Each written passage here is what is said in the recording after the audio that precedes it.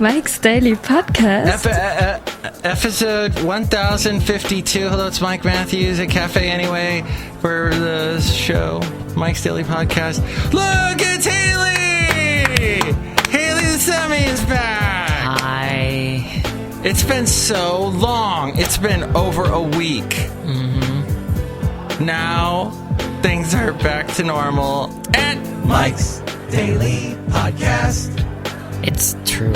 I had fun not being here, but I also have fun being here at Mike's Daily Podcast. I have a song. I have to tell you, I am shocked to see Katherine Heigl starring as a psychologist in a kitty litter commercial. She still looks great, and inside me she instills little bitty birds, hearts, and fish with gills. She was so popular about 8 years ago, and Mike's Daily Podcast caused many a heated discussion. Well, Mike's. I was gonna rhyme something, Daily and then I couldn't. Podcast. So there we go. Yeah. Okay. So Katherine Heigl caused many a heated discussion between me and my ex-wife. I was supposed to rhyme discussion with pressed a button, because if the word Katherine Heigl was ever mentioned around my ex-wife, she'd get mad. It was like a button. It pressed a bad button. Do you know what I mean? Mm-hmm. Do you know what I mean? Pushing your buttons, yeah. I have a friend. Her birthday's coming up. She always goes, do you know what I mean? Do you know what I mean? Do you know what I mean? After everything. Know what I mean? Know what I'm saying? So LL Cool J, back in his early days when he was being interviewed, he would say, you know what I'm saying, like 5 billion times. You know what I'm saying? Yeah. Know what I mean? Know what I'm saying? I realized that I can't stand Martin Scorsese movies. I watched his TV show Vinyl, and I felt like I was watching Goodfellas with music and cocaine added. And why did the E get... Was there no cocaine in Goodfellas? Was there? I don't remember. I don't know. I haven't seen it. I just assumed that there was. Why did the E get subtracted from Katherine Heigl's last name? That's a really good question. I was wondering that as well. It's gone. So it's... Look who just walked in. Wait, who's coming in today? Oh, I don't know. I have to go back and look at what I wrote earlier. Oh, okay. Hello, I think it's Chely Shoehart, gift shop supervisor. Oh my god, Katherine Heigl's gross. Why is she gross? Gross. I've never seen her in anything. I want to point that out. She was in that movie Knocked Up. That movie was awful. Was it? See, I haven't seen it. So stupid. I hate my retainers, HAYLEY. You should carve them out. Okay. I'm gonna go do that. Have fun. Thank you. Here I go. She just walked off to carve out her retainers. I personally thought it was a fashion thing. They looked good. Mm-hmm. We know someone who's probably in their 50s that does a radio show on the KDOW that has braces. Has braces, yes. But I think he's getting all prepared to be on TV. Oh. He's trying to make himself super coiffed for television. Look, who else just walked in? Oh, Mike, it's Floyd the Floorman! That is one noisy Mike thing. And this is John Deere, the engineer. I need to put some oil on that. Sorry. Okay. Where was I? Oh, so one time I had a question asked of me in front of my wife. Ex-wife. Mike. Mike! Dramatic comeback. Mike, who do you think is prettier? Kate Hudson or Katherine Heigl? And I went with Katherine Heigl, and that made my ex-wife very mad. I probably shouldn't have even answered the question, huh? Probably, but I don't know. My favorite Martin Scorsese movie is King of Comedy. And that's probably the least Martin Scorsese of all of his movies, because there's nobody getting brained or beaten up, and he has a quota of 3,000 F words in every movie.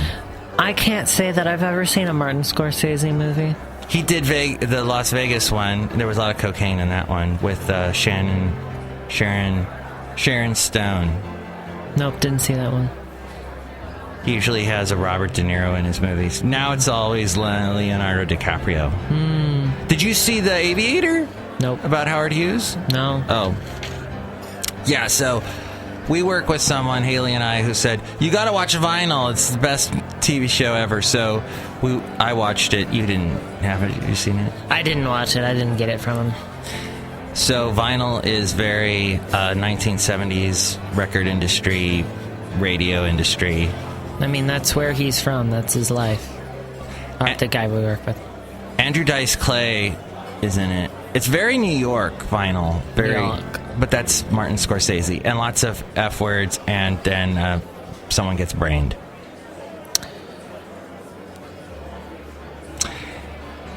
Helen Hunt. Oh, very good. Helen Hunt. I like how you changed that. Yes, I'm changing topics to another actress. That's all I could get out was Helen Hunt. My parents have been re-watching because they remember this show from long ago. Mad About You. You are correct. With Paul Reiser. Paul Reiser and Helen Hunt. Have you enjoyed watching it with your parents? You know, when they're good episodes, they're really good episodes, and when they're not, it's awkward. Yeah. And it's very 50-50 in the first season. Oh, really? It really is. I didn't realize, because I remember watching it when I'd come home from work. It used to be on some channel, and so I got addicted to watching it for a while. It was the reruns. It wasn't. It's a very cute show. The writing, when they hit it, the writing is excellent. You know? The storyline is like they live in New York, right? They live in New York. They're freshly married. Freshly married. Done. That's it. That's all you got. It's in the same universe as Seinfeld? No. Yes. Do they cross over? Yes. In one episode. What? Because the apartment that Kramer is living in, he is renting it from Paul. I just got brained by myself. But like when you 4 said episodes into the first season, he passes the ownership to Kramer. So I am shocked.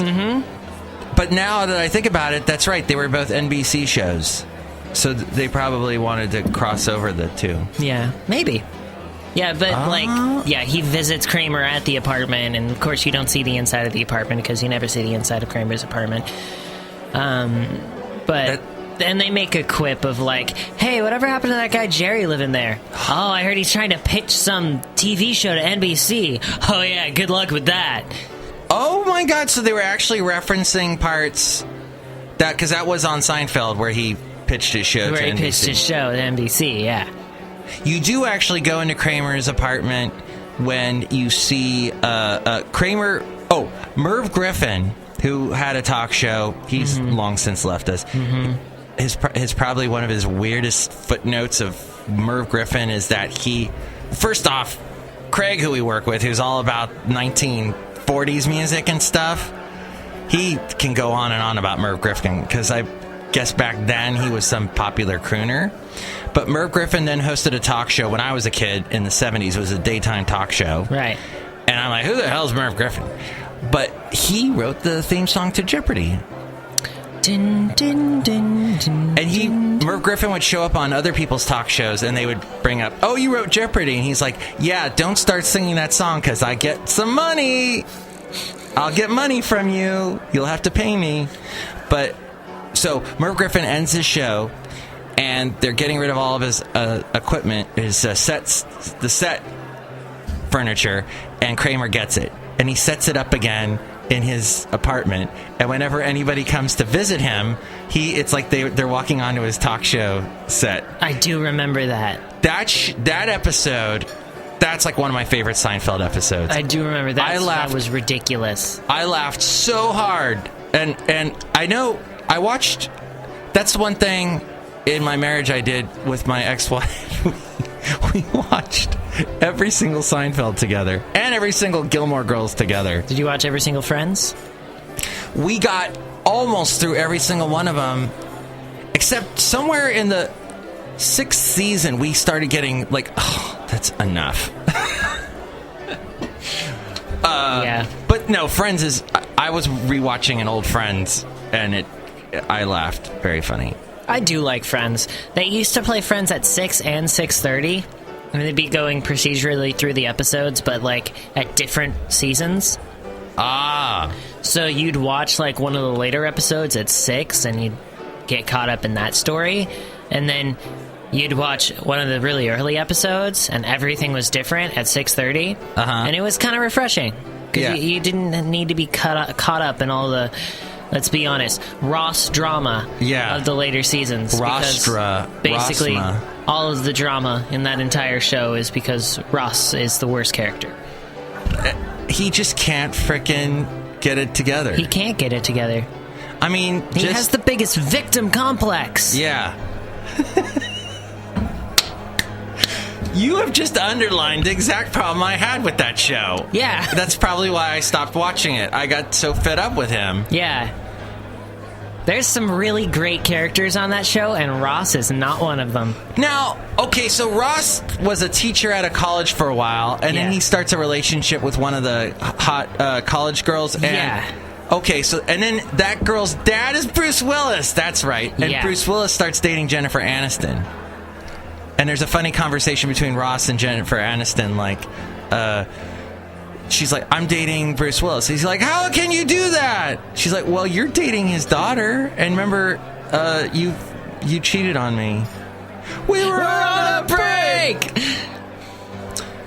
Oh, but the best part of one of the episodes I was watching was Joey gets mad at, right, so Matt LeBlanc, Matthew Perry. I'm going to go with the actors' names. Matt LeBlanc is mad at Matthew Perry. Joey and Chandler. Oh, okay, those are the names. Yeah. Right, Chandler. Joey's mad at Chandler. And so he goes in and gets all of Chandler's clothes and puts them on. And and he walks into the apartment and goes, could I be wearing any more clothes? And that was funny. Even though my ex-wife and I don't talk very much anymore, I did text her that, could I be wearing any more clothes? And she wrote back, LOL, like she instantly got it. Yeah. And then she said, stop texting me, it's over, move on. Oh, but I did have a weird stalkery ex-husband moment. Not with her, but with memories.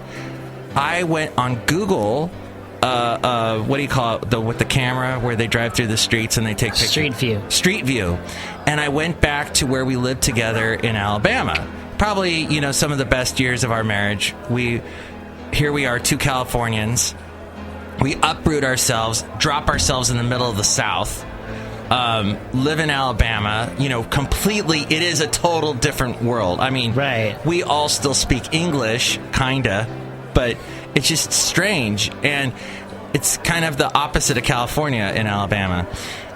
Anyway, I found on Google Street View the house, and the Google Street View, even though I haven't lived there since 2009, it still has a picture of when we lived there because my ex-wife's car is still in the driveway. And she doesn't even have that car anymore. And of course, we haven't been in Alabama in 7 years. So they still have that picture of the house. So I'm like street viewing, I'm like going by it. I'm like, oh, there I am. I'm still married. I'm still living in that house. There I am. There I am. There's married Mike. Hi, married Mike. And then I jump to where I live now, and it's an old picture too. It's like from 5 years ago. I was still married then. Yeah. And I'm like, oh, there I am, still married there too. But if you go to the overhead view of where you live, it's a more recent picture. Yeah, I told you that I was looking at a shopping center nearby where I live, and they had, this was back a while back. This was a while back. But, like, if you were one stage out of Zoom, it was an updated picture, and then you zoomed in, and there was the old Marie calendar still there. Oh, yeah. That's weird. So, just a matter of distance is a matter of time. Mm-hmm. It's very Einsteinian. It's like when you look at stars, and the star's probably dead. Yeah, because that light has taken so long to get to us. Millions of years. Tell us more about that, Neil deGrasse Tyson. No. How about you, John Deere, the engineer? Things are far away. Oh, okay, that's interesting. Yeah. Wow, I didn't know that. The more you know. And the vernal Vernon McGee. Vernon McGee. Friends, may I say to you that science is an abomination, and it's everything against what Jesus said. It's an apostate. No, yesterday was the spring equinox. Did you enjoy that, John Deere? Wasn't it? It was. Equal parts day and night? Was it? That's what I thought. Somebody posted that on Facebook. They were probably wrong. Hold on. Let me check this. Did you enjoy your weekend, John Deere and Floyd? What happened now? It was. Mike, we had a great time enjoying the spring equinox. Cool. We cleaned the windows at our house. Sounds exciting. Wow, that's awesome. Riveting. Yesterday, I enjoyed an ego fest at my other job at the radio station. Because you did stuff. Well, I was on the air on KKDV from noon to 6 on Saturday. But then yesterday, I'm sort of behind the scenes, and somebody calls in from a location, and I have to put them on the air. Yep. We call that a remote. A remote. But you need someone back at the station to put it on the air. Yeah, you can't just lose it in the couch cushions anymore. Those days are past. Right. Yeah. What is in the couch cushions these days? Pretty scary. Anywho, I put the talent on the air. Oh, before I do that, though, he calls in, and before he records his break, he's like, "Hey, Mike, you think you can edit out all my uhs? You didn't do that last time. So, edit out all my uhs and my stutters, okay?" And he's calling in, and I've only got about 2 minutes to put this on the air. But I'm thinking, well, dude, just don't stutter and do uhs. Get your stuff together and just do it right the first time. Be good at your job so I don't have to do mine. And then I texted Kevin that this guy is being a tool, because Kevin once worked with him, and he's like, "Oh yeah, I've got stories." Mm-hmm. So I can't wait to hear the stories about this tool. Just otherwise, this guy's a nice guy. Yeah. But as Kevin will attest, so I will have to say, I did not enjoy that. I don't like the ego thing in radio. That's what I'm trying to tell you. You were just showing off your chin there. I'm scratching. Oh, you're scratching your chin? And then my other thing I wanted to tell you was I got a text from my friend Mike that I went to high school with. May I read to you what he said? Why, certainly. Was that... Oh, I listened to Spontaneation. Uh-huh. He's funny. He's like, he improvises the whole thing, huh? Yeah. It's like not a talk show. My friend Mike texted me this. OMG, Barbara Eden is 84. Bill Bailey is 88. All right. People age, I guess. Dun, dun, dun, dun, dun, dun, dun. I Dream of Jeannie. Dun, dun, dun, dun, dun, dun. That was beautiful what you just did with that. And then I have one other note here. Wait, Barbara Bailey? Barbara Eden. Oh, Barbara Eden. Bill Bailey. Bill Bailey. Sorry, I got confused. I looked up Barbara Bailey to make sure I knew who you were talking about, and Barbara Bailey is a Republican senator. Barbara Bailey? Mm-hmm. Oh. I've never heard of her. Mm-hmm. What is the deal with Republicans? Why are they so obstructionist? Why are they causing all this pain in the world? I don't know. But I Dream of Jeannie was good. Kind of. It had its moments. It did. It's one of my mom's favorite shows, so I've seen a lot of episodes. It's dated. Yes, that's what makes it great. It's very dated. It's kind of funny to watch a little time capsule. It is kind of funny to watch the time capsule. It's not as awkwardly dated as another of my mom's favorite shows, which is Bewitched. Oh. Bewitched is very 1960s housewife with man of the house stereotypes. Yes, very Mad Men. And it's very uncomfortable at times. Because it is very dated as far as social norms. Right. And equality, you know? Yeah. It is weird that we... Well, and it is a testament to that time and that... well, you know, we have changed. We have changed. I'm glad we have changed. But, the comedy is kind of... I don't like the laugh track thing. Really? I hate that because it's phony. It's not real. They had to use canned laughter for that. I don't know. I guess I have always heard the laugh track, so I'm used to it at this point. So the generation after you, they're totally not going to be used to it, except for if they watched... Oh, I guess they use laugh tracks on Disney Channel and stuff, huh? And they use laugh tracks on The Big Bang Theory. Oh, that's your favorite show. You're like, why are they laughing? Hello, this is Sheldon. I love watching that show and just being like, the laugh track's going. Am I supposed to laugh? Is that... Was that a joke? Did they say something? Was that a funny thing? Did they say something funny? Something happened? Who are these people? Wait, I forget what that was from. Everything that Jerry Seinfeld has done ever. Who are these people? I don't get it. I think he even said that in the Bee Movie. Really? Yeah. I had never seen that. God, I've never weird. seen. I'm not gonna discount it as horrible. I think it's worth a watch. But it's called the Bee Movie. What more can you say? And they knew what they were doing when they called it the Bee Movie. Yeah. I think people...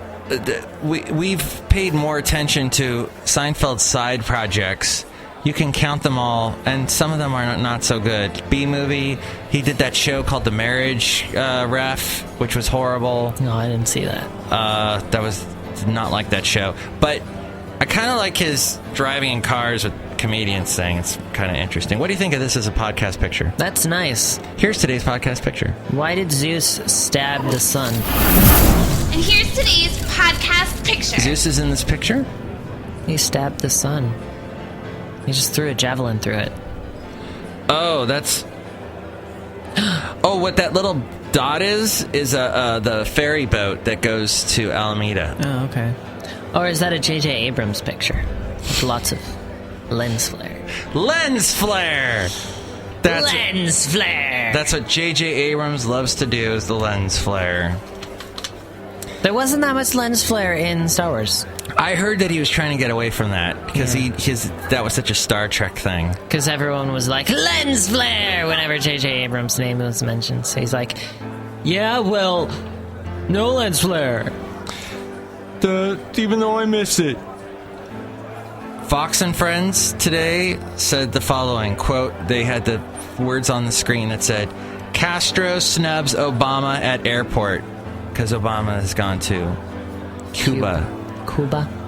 Did they say alert? Yeah.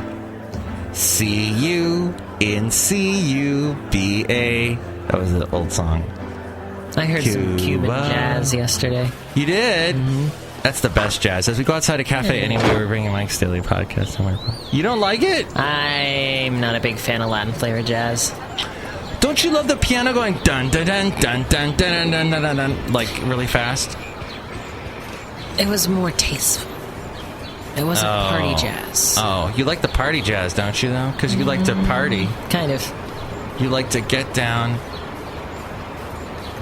You put some Gloria Estefan in front of it? Ah, yeah. Because all he wants to do is... dance. All he wants to do is dance. That's not... I was thinking of Don Henley there. Yeah. But Gloria Estefan is, come on, baby, do that conga. No, you can't trust yourself any longer. Do that conga. Beat dun dun dun dun dun dun dun dun dun dun dun. Yeah, she was great. Yeah. Gloria Estefan. Then she almost died in a bus crash. Gloria Estefan. Estefan. I heard her say Estefan. Well, yeah, but it's not just Gloria Estefan. I'm a big fan of Gloria Estefan. Oh, the 20-year-old that I work with at the other station, he said the following, and I had to write it down because it made me laugh. He said, he was talking about spring break, and he goes, he'd sure like to spend spring break with a girl, but all the girls are hotboxing it. What's the deal? What's the deal with that, with people? With young people today hotboxing? What does that have to do with anything?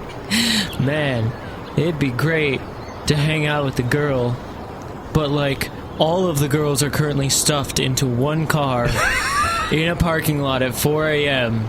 hotboxing. Do you find, as a millennial, that a lot of your friends are smoking out in cars? Not necessarily in cars. No? No.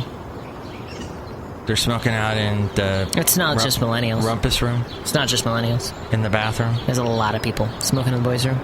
Your favorite song? I hate that song.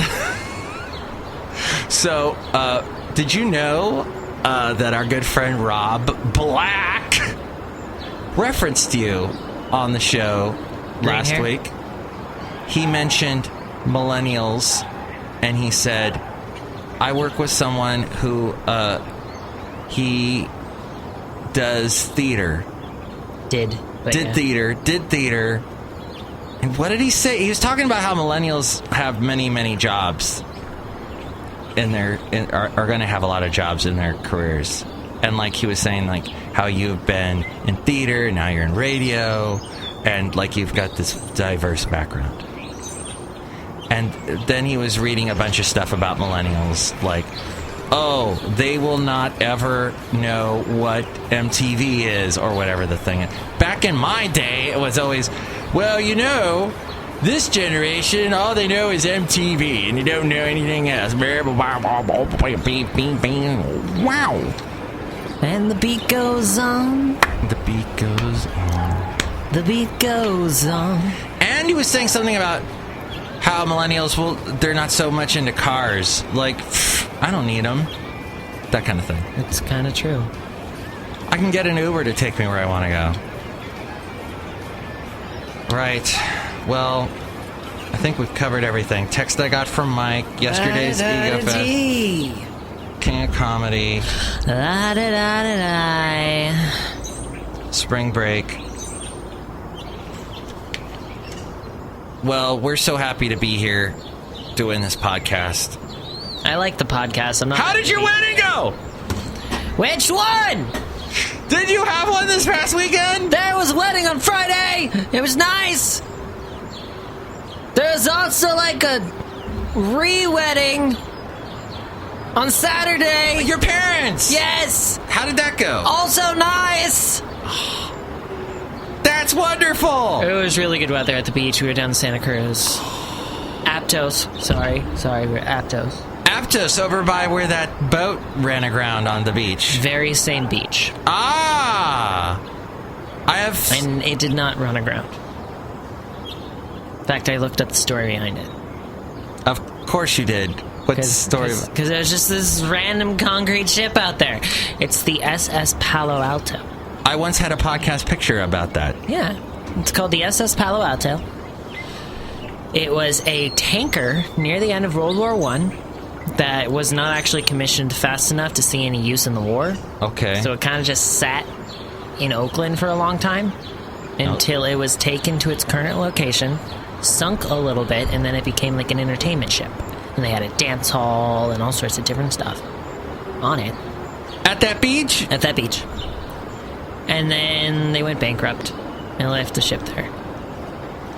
And you could still kind of walk on it for a while, but it started kind of crumbling, so they closed it down. And then in February of this year, I guess, it split. Like we had the storms coming in February a bit. Yeah. Yeah. I walked on that as a kid. My mom and I drove up the coast. We hit all the campgrounds like El Capitan and Big Sur and stuff. Yeah. And we stopped there. I remember walking on it. Whoa! You can't do that anymore. It's falling apart. I'm amazed it lasted this long. Yeah. With all the constant battering of the waves. So it's basically just turning into an artificial reef at this point. Huh. Which is nice. So does that cause... I wonder if that causes a hazard to any of the surfers around that area. No. We were watching the surfers. It's pretty far out into the ocean. Oh. The pier's pretty far out. Uh-huh. And then there's enough beach that the surfers don't have to go near it. That is so interesting that they actually used that as a venue for music and dancing at one time. Thank you for that update, Haley. You are very welcome. That was very informative, wasn't that, Floyd? Yeah! I remember dancing on that boat with John Deere back in the day. We would do the foxtrot. Fix that, John Deere! I'm sorry, I'm working on it. Where's my oil can? He's getting his oil can. I went to Santa Cruz. You did? How did you like it? It was okay. I like that roller coaster. Roller coaster of love. What the hell? Anyway, I was singing a song called Roller Coaster of Love. Roller coaster.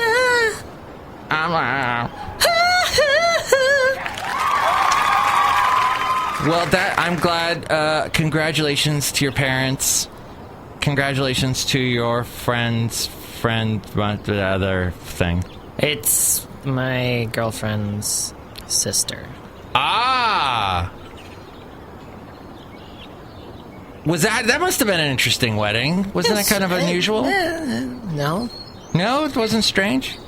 It was a good wedding. It wasn't... Why would it be strange? I don't know. I guess the more interesting one would be your parents on the beach. That must have been nice. It was nice.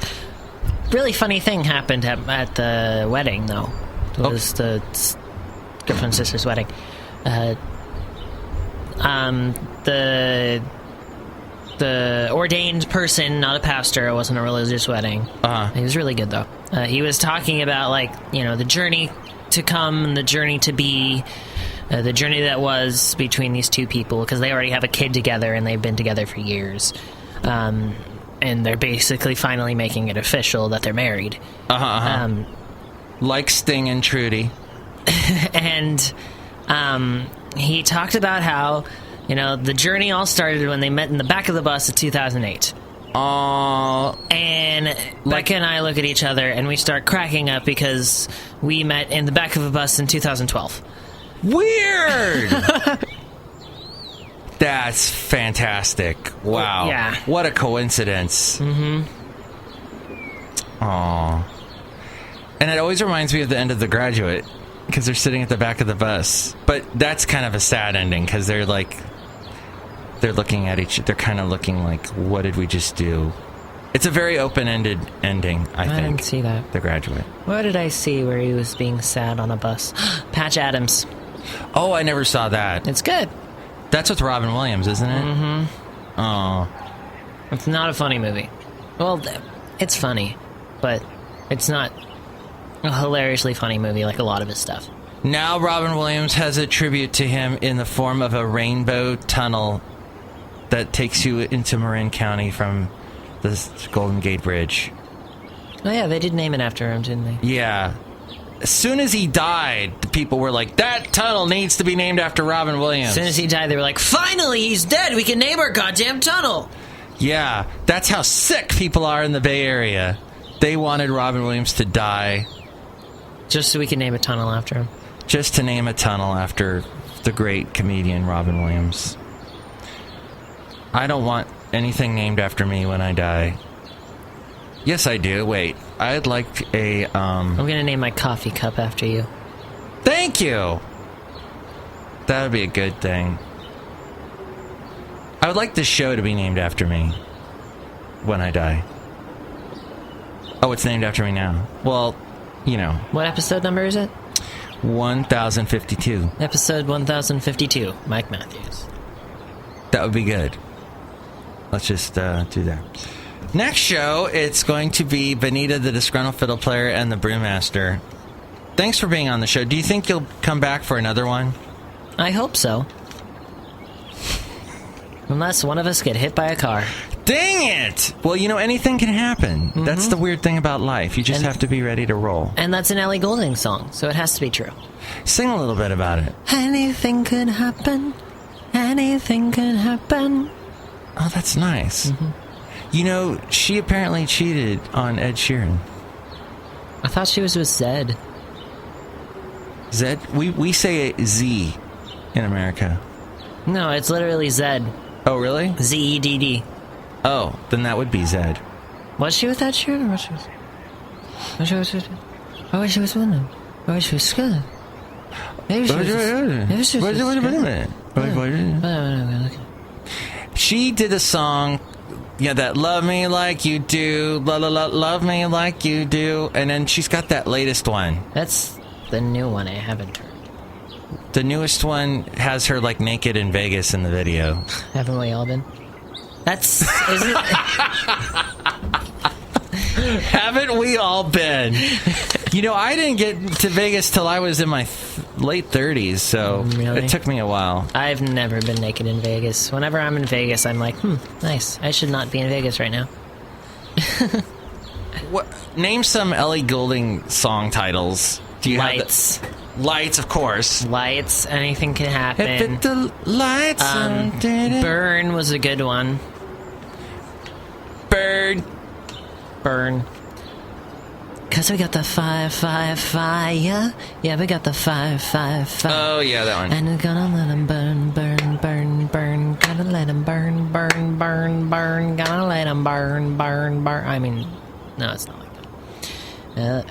Ellie Goulding. So she's British. Relationship. Who is Ellie Goulding dating? Who is datedwho.com? That's my website. I made that. She's rank 105. Yeah. She's a Capricorn. I ranked her 105. I wasn't too impressed. But she's up 45 spots, I guess. She's had 9 total relationships. This isn't creepy. Number 1, Greg James. Alright. Oh, that one.